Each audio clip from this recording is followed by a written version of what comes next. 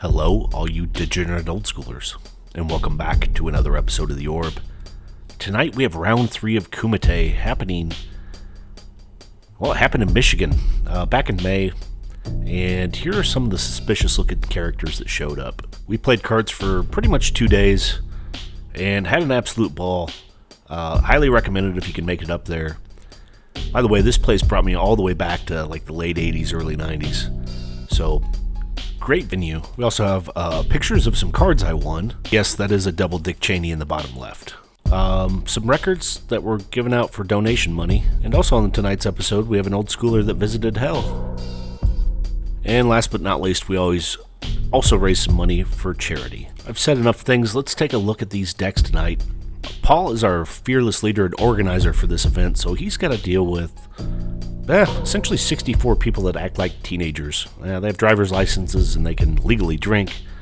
They show up and just cause chaos. He's got to organize us and have us sit down for rounds and whatnot and tell us who did what. So hats off to him. Thanks for putting this thing together. I always come out and have a blast at this thing. That being said, Paul is playing a killer, awesome deck. It's a living plane deck. He's got 3 of them right there, kind of in the middle, next to the Triskelions and Falling Stars. He wants to turn all the mana sources in play into 1/1 creatures and then blaze the living shit out of them. He's got 3 Timmies or 3 Prodigal Sorcerers, including one that looks like Ron Jeremy. He wants to be a star tonight still and shoot down some lands. 1 pirate ship. Absolutely love that overpriced pinger. Again, the Falling Stars, which can take down so many creatures. 2 Triskelions, which can do the same.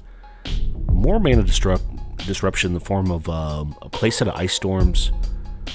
He does have 1 cool Ruck Egg in there. Crumbles to take care of some Moxen. 1 City in the bottom main board. Just a little bit of burn. You got 2 Lightning Bolt and 1 Sonic Blast. A little bit of the restricted stuff is dabbled in there, and then 4 more Birds of Paradise for mana ramp. Other than that, it's mostly just mana sources and restricted shit. In his sideboard, he's got 3 Rebs, 1 Energy Flux, an Unsummon, Mind Twist, because who needs Mind Twist in the main deck? That's no fun. Stick in the sideboard just in case we need it.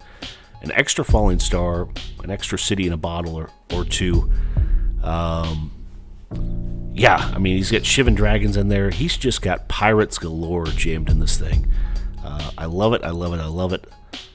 Now, let's take a look at his opponent's deck. Let's take a look at his opponent's deck for today. His opponent is Spencer, and here's his build out. Oh, one other thing. We can see Spencer is part of the Columbus Cobalts. So he does a lot of things with Cobalts. I took his playmat and drew this Cobalt on there for him. If you run into Spencer, ask to see the rest of it. I did some cool altars for him. But here is Spencer's main pile. His 75. He said Power 9's not needed. That's overrated. He's going with Power 3. He's only running a Black Lotus and 2 Uncolored Moxen. No blue needed in this deck. He's just running red-green. Urnums and Kurt Apes are his biggest threats out there. He does run a playset of Argothian Pixies, Land of War Elves for ramp, all the red burns, so 4 Lightning Bolt, 4 Chain Lightnings, extra artifact removal in the form of the Scavenger Folk, 2 Giant Growths to make combat math hard, and then he does have 1 Draw 7, Wheel of Fortune, 1 Sylvan Library to dig, 1 Berserk in there, 1 Fireball, 1 Regrowth, a Shatter, and a Crumble, and then a bunch of lands. So pretty good looking, down low efficient deck. We saw a deck like this run in game number 1 too. Round number 1, but we're on to round number 3. Also on his board, he's got Whirling Dervish to deal with the black decks, Tranquilities to take out those enchantments, 1 extra Berserk, Hurricanes, Artifact Blasts. So a well-rounded deck here. I've said enough shit. Let's get off to game number 1. And here we go with game number 1. Paul won the who's got the coolest looking deck box / playmat. We can see here it's a piece of wood, and inside is actually his deck. X marks the spot. How cool is that? Yeah, big fist bump for it, too. Alright, kids, always remember to save your work, as a lightning bolt animation can crash a whole video. But as I mentioned, Paul is on the play for the coolest looking deck box / playmat. He fires out a volcanic island and passes over to Spencer. Spencer answers back with a forest straight into a Llanowar elf, and Paul responds with an ancestral recall. That is one hell of a good deal. I'll make that deal. How about you, Udovich? You make that deal? I'd make that deal. I don't blame you. Damn good deal. So after Paul draws for the turn, he's up to something like 9 cards in hand. Lots of options. Plays out a Ruby into a Strip Mine. Pretty explosive turn number 2.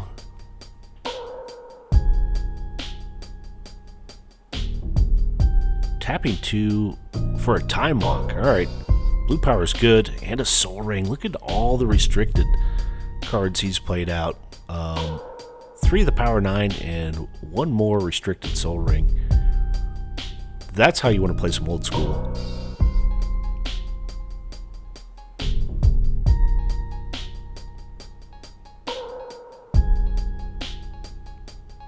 So, I mean, he's on his Time Walk turn here. Using the Strip Mine, taking down the forest. Oh, and a bolt for the Llanowar elf.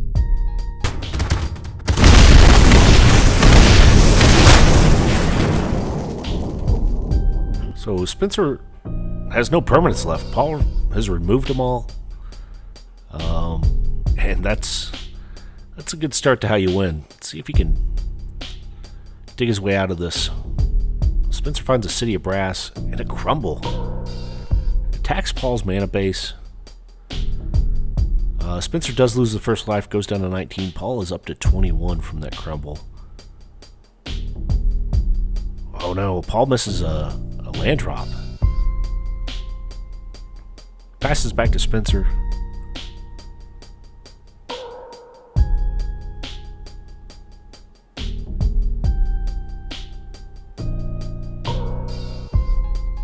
Spencer finding a factory and plays out another Llanowar elf. No, Paul passes again. It's got to be up to 6 or 7 cards at this point. Spencer finds a mountain. 4 mana available. He should be able to play out most things in his deck.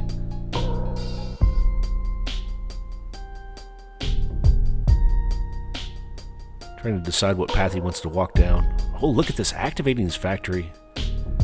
Cracking in for 2. So, looks like Paul has no direct damage. I mean, that's one card you definitely want to attack the factory. And then he plays out a Scavenger Folk. Yeah, I mean, maybe you want to do that to protect his Scavenger Folk into play and then attack that into the Mox. That makes sense.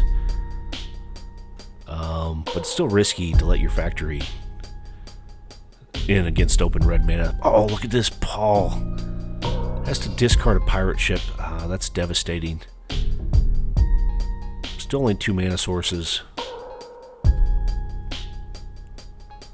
Spencer finding another City of Brass.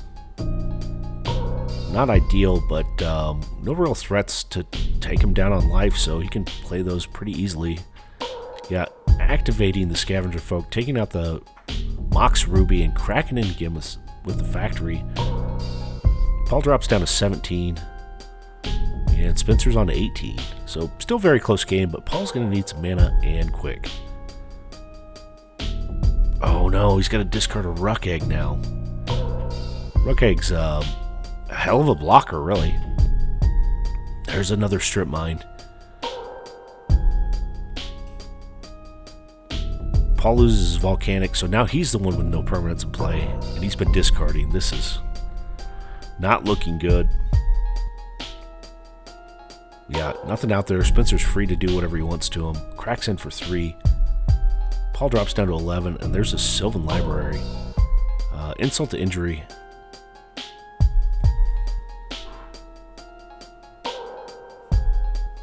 Paul discarding a Birds of Paradise. Ah, that's terrible.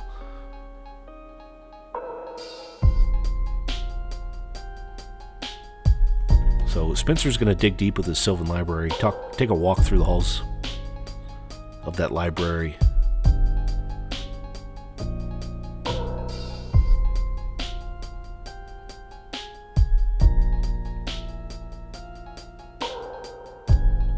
Yeah, picks the card he wants to take.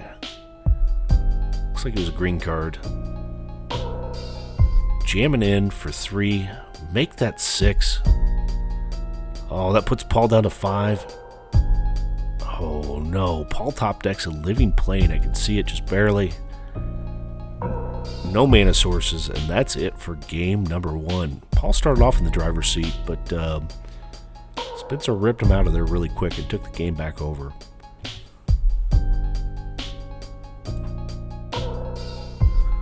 So game number 1, yeah, Spencer let Paul end the game with nothing in play, no permanents. Hopefully Paul can find those that Living Plane and get it out this game. He leads off with a Volcanic and a pass to Spencer, and Spencer answers with a Strip Mine. Ouch. Paul says no big deal. Volcanic number... Oh, shit. Volcanic number 2 followed by Strip Mine number 2. This is brutal. Oh, and a missed land drop from Paul. He flinched. There's a Curd Ape in play. I mean, these two are just swinging quickly. Good thing Paul does find a Ruby. Curd Ape's coming in for 2. First blood of the game, knocking Paul down to 18. And back to discarding he goes. This is terrible. I think that was a Crumble he discarded. Not 100% sure. Curd Ape cracking it again for 2 more. And adding fuel to the fire. Here comes an Argothian Pixies. Looks like Paul finds a Strip Mine and a City in a Bottle. Okay, this is a valid answer. That does shut down a lot of cards. City of Brass, which I can see Spencer has one of them in his hand. It's going to kill this Curd Ape. So at a minimum, that's at least a 2-for-1. The Grothian Pixies are still a threat, but he did knock down half of Spencer's army here. Spencer applies a Strip Mine back to Paul's only mana source. Or only land, I should say. He still has a mana source out there. Pixies cracks in for 2. So 14 to 20 is the life total. Okay. Green mana source found. Here comes a Birds of Paradise. Oh, shit. He didn't even have a head! Harry, I took care of it. Pretty bird. Yeah, can you say pretty bird? Pretty bird. Yes, pretty bird. Spencer turned those Birds of Paradise into a pretty bird. Not good news for Paul. Here comes 2 more from the Argothian Pixies, dropping them down to 12. Oh, Factory and an Urnum. Oh, nice. City in a Bottle. Paul says pick that shit up. No Urnums allowed. Here comes a Chaos Orb, followed by an immediate activation. And a flip and a miss. Oh, we give that a 0.0 on this channel. Tough luck for Spencer. That Urnum Djinn's going to stay in his hand, along with that City of Brass. Paul tapping 3 to put out a Timmy. Oh, well played here. Looks like Ron Jeremy, I believe, but I think he's going to be strangling those Pixies here in a second.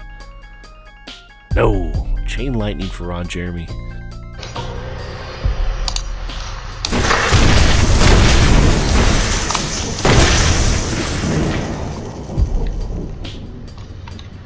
So Pixies are back up and running. Paul's down to 10. Be decent if you found another Timmy. No, look at that. An Ice Storm. Okay, that's an answer for the Factory. Pretty good, but he still needs to answer out to those Argothian Pixies. Pixies cracking again for another 2, dropping Paul down to 8. Does find another Volcanic Island.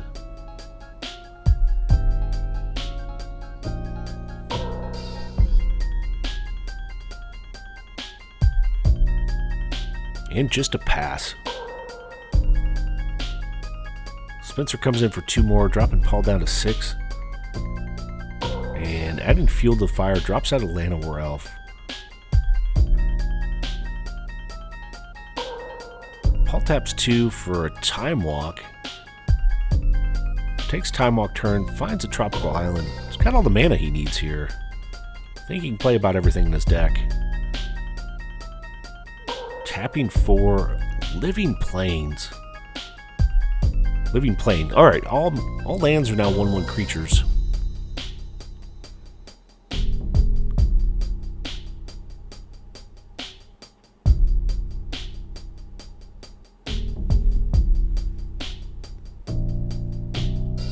See what Spencer's going to do here. Yeah, it decides to send everything in.